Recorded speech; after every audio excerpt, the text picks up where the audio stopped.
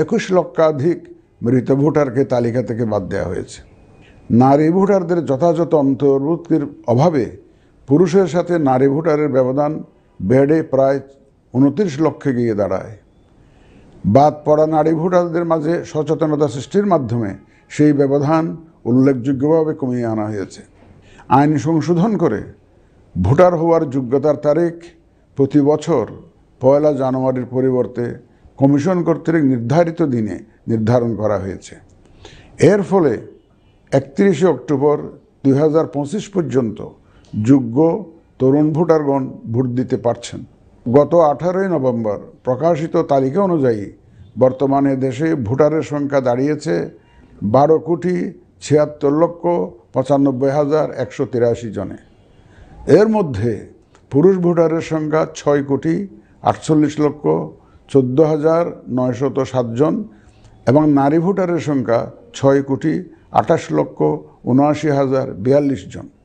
গত এক বছরে নির্বাচন কমিশনের সক্ষমতা বৃদ্ধির পাশাপাশি সংশ্লিষ্ট সকলের জবাবদিহিতা বাড়াতে আমরা বহুবিধ আইনি ও কাঠামোগত সংস্কার সম্পন্ন করেছি। গণপ্রতিনিধিত্ব আদেশ এবং রাজনৈতিক দল ও প্রার্থীদের আচরণবিধিতে যথাযথ পরিবর্তন, সংশোধন ও পরিমার্জন করা হয়েছে। নির্বাচন ব্যবস্থা সংস্কার কমিশনের বিভিন্ন সুপারিশের পাশাপাশি নির্বাচন কমিশনের নিজস্ব মূল্যায়ন ও অংশীজনের পরামর্শের ভিত্তিতে এসব সংস্কার করা হয়েছে। এই উদ্যোগ সফলভাবে সম্পন্ন করতে সহযোগিতার জন্য আমি অন্তর্বর্তীকালীন সরকার, নির্বাচন ব্যবস্থা সংস্কার কমিশন ও জাতীয় ঐকমত্য কমিশন সহ সকল অংশীজনদের জানাই আমার কৃতজ্ঞতা। প্রিয় দেশবাসী, বিভিন্ন কারণে এবারের নির্বাচন আমাদের জাতির ইতিহাসে অনন্য ও গুরুত্বপূর্ণ। প্রথমত, প্রকৃত গণতান্ত্রিক ধারা পুনঃপ্রতিষ্ঠার পাশাপাশি কাঙ্ক্ষিত সংস্কার প্রশ্নে সিদ্ধান্তের নির্বাচন এটি। এবার জাতীয় সংসদ নির্বাচন ও গণভোট একই দিনে অনুষ্ঠিত হবে, যা একটি নতুন অভিজ্ঞতা। দ্বিতীয়ত, সংশ্লিষ্ট সকল রাষ্ট্রীয় ও গণতান্ত্রিক প্রতিষ্ঠানের জন্য এই নির্বাচন হচ্ছে সক্ষমতা প্রমাণ করে ভাবমূর্তি পুনরুদ্ধারের অনন্য সুযোগ। তৃতীয়ত, দীর্ঘ গণতান্ত্রিক আন্দোলন সংগ্রামের পর দেশের স্বার্থে রাজনৈতিক দলসমূহের মাঝে সৌহার্দ্যপূর্ণ গণতান্ত্রিক প্রতিযোগিতার ধারা প্রবর্তনের দাবি রাখে এই নির্বাচন।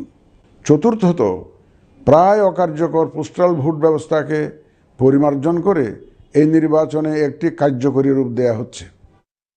বিশেষ করে বাংলাদেশের অন্যতম চালিকা শক্তি আমাদের রেমিটেন্স যোদ্ধা তথা প্রবাসী বাংলাদেশি ভোটারদের প্রথমবারের মতো ভোটের আওতায় আনা হচ্ছে। একইভাবে প্রথমবারের মতো ভোটের আওতায় আসছেন আইনি হেফাজতে থাকা ভোটারগণ। এছাড়াও নিজ নির্বাচনী এলাকার বাইরে কর্মরত সরকারি কর্মচারী এবং নির্বাচন অনুষ্ঠানের সাথে সম্পৃক্ত ব্যক্তিগণ পোস্টাল ব্যালটের মাধ্যমে এবার ভোট দিবেন। প্রিয় ভোটারবৃন্দ, ভোট আপনার শুধু নাগরিক অধিকারই নয়, বরং পবিত্র আমানত ও দায়িত্ব। এই দায়িত্ব সচেতনভাবে আপনারা পালন করবেন, এ আমার বিশ্বাস। যে কোনো ভয়ভীতি, প্রলোভন, প্রবঞ্চনা এবং সীমাবদ্ধতার ঊর্ধ্বে উঠে নিঃসংকোচে আপনাদের ভোটাধিকার প্রয়োগ করুন। আপনাদের নিরাপদ ও উৎসবমুখর অংশগ্রহণ নিশ্চিতকল্পে সংশ্লিষ্ট সকল প্রতিষ্ঠান ও বাহিনী কাজ করবে। ধর্ম, গোত্র, গোষ্ঠী, লিঙ্গ নির্বিশেষে সকলে এই আনন্দ আয়োজনে অংশগ্রহণ করুন। পরিবারের প্রতিবন্ধী, বয়স্ক ও সন্তান সম্ভবা মা সহ সকলকে নিয়ে ভোট দিতে আসুন। আমি আশা করি আপনাদের স্বতঃস্ফূর্ত অংশগ্রহণের মাধ্যমে ভোটের অনুষ্ঠান উৎসবে রূপ নেবে। প্রবাসে বসবাসরত প্রিয় ভোটারগণ, প্রবাস থেকে ভোটদানের জন্য নিবন্ধন কার্যক্রম গত 18 নভেম্বর থেকে চলমান আছে। আগামী 25 ডিসেম্বর পর্যন্ত পোস্টাল ভোট বিডি অ্যাপের মাধ্যমে পৃথিবীর যে কোনো স্থান থেকে ভোটদানের জন্য আপনারা নিবন্ধন করতে পারবেন। আপনারা এই সুযোগ গ্রহণ করে ভোটে অংশ নিন, দেশ গঠনে আপনাদের অধিকার বুঝে নিন। প্রবাসী ভোটারগণ ছাড়াও দেশের ভিতরের 3 ধরনের ভোটার পোস্টাল ব্যালটে ভোট দিতে পারবেন, যা ইতিমধ্যে উল্লেখ করেছি। প্রবাসী ভোটারগণের পাশাপাশি এই 3 ধরনের ভোটারগণ আগামীকাল থেকে শুরু করে আগামী 25শে ডিসেম্বর 2025 পর্যন্ত পোস্টাল ভোট বিডি অ্যাপের মাধ্যমে এবং নির্ধারিত পদ্ধতিতে পোস্টাল ভোটের জন্য নিবন্ধন করতে পারবেন। ব্যক্তি ভোটার ও প্রতিষ্ঠানসমূহের প্রতি আমার আহ্বান, আসুন আমরা আমাদের ভোটাধিকার নিশ্চিত করি এবং ভোটে অংশ নেই। প্রিয় দেশবাসী, বর্তমান সময়ে সামাজিক যোগাযোগ মাধ্যমে বিভিন্ন বিভ্রান্তিমূলক তথ্য ছড়ানো হয়ে থাকে। বিশেষ করে কৃত্রিম বুদ্ধিমত্তা ব্যবহার করে অসত্য তথ্য ও অপতথ্যের বিস্তার দিনকে দিন বেড়ে চলেছে। প্রতিপক্ষ দল ও প্রার্থীকে হেয় করার পাশাপাশি নারীদের প্রতি বিদ্বেষমূলক প্রচারণা আমাদের ঐতিহ্যকে ক্ষুণ্ণ করে এবং নির্বাচনকে কলুষিত করে। দেশের প্রচলিত আইন অনুযায়ী এসব রোধে প্রয়োজনীয় ব্যবস্থা গ্রহণ করা হবে। আপনাদের প্রতি আমার বিশেষ অনুরোধ, অসত্য এবং অসৎ উদ্দেশ্যে প্রচারিত কোনো তথ্যে কান দিবেন না, গ্রহণ করবেন না। মনে রাখবেন, অসত্য তথ্য শেয়ার করাও শাস্তিযোগ্য অপরাধ। আমি এবার নির্বাচনে অংশগ্রহণে ইচ্ছুক প্রার্থী এবং দলসমূহের প্রতি দু একটি কথা বলতে চাই। আসুন আমরা আচরণবিধি মেনে একটি শান্তিপূর্ণ ও উৎসবমুখর নির্বাচন নিশ্চিত করি। শান্তিপূর্ণ সহাবস্থান এবং পারস্পরিক শ্রদ্ধা নিশ্চিত করে ভোটারদের বিশ্বাস ও আস্থা অর্জনই হোক আপনাদের লক্ষ্য। নির্বাচনে দায়িত্ব পালনকারী প্রিয় সহকর্মীবৃন্দ, নির্বাচন কমিশন স্বচ্ছতা, নিরপেক্ষতা এবং দৃঢ়তার সাথে দায়িত্ব পালনে বদ্ধপরিকর।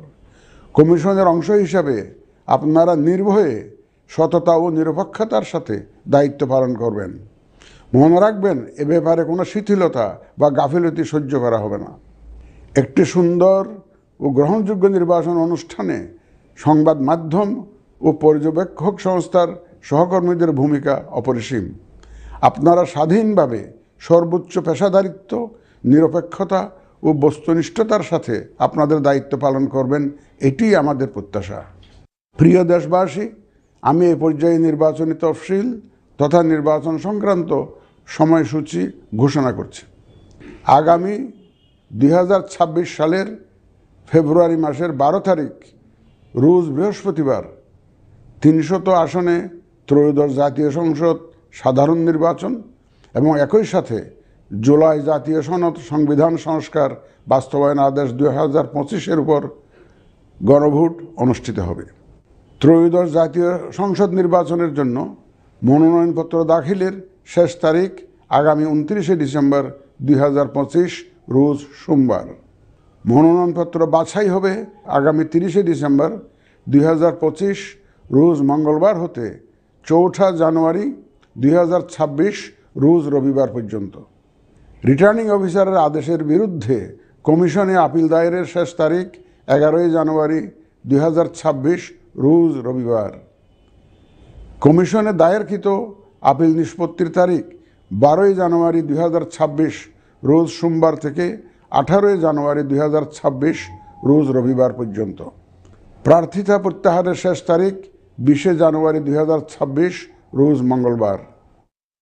রিটার্নিং অফিসার কর্তৃক চূড়ান্ত প্রার্থী তালিকা প্রকাশ ও প্রতীক বরাদ্দ 21 জানুয়ারি 2026 তারিখ রোজ বুধবার।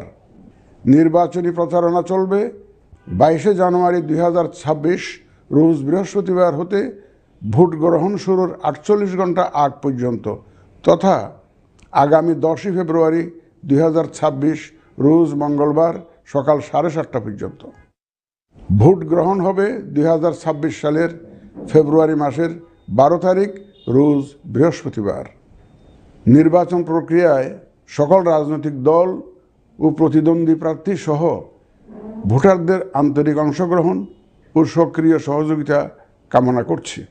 সকলের প্রতি আমার আহ্বান, আসন্ন ত্রয়োদশ জাতীয় সংসদ নির্বাচন ও গণভোট সফল করে আমাদের গণতান্ত্রিক অগ্রযাত্রায় ঐতিহাসিক ভূমিকা রাখুন।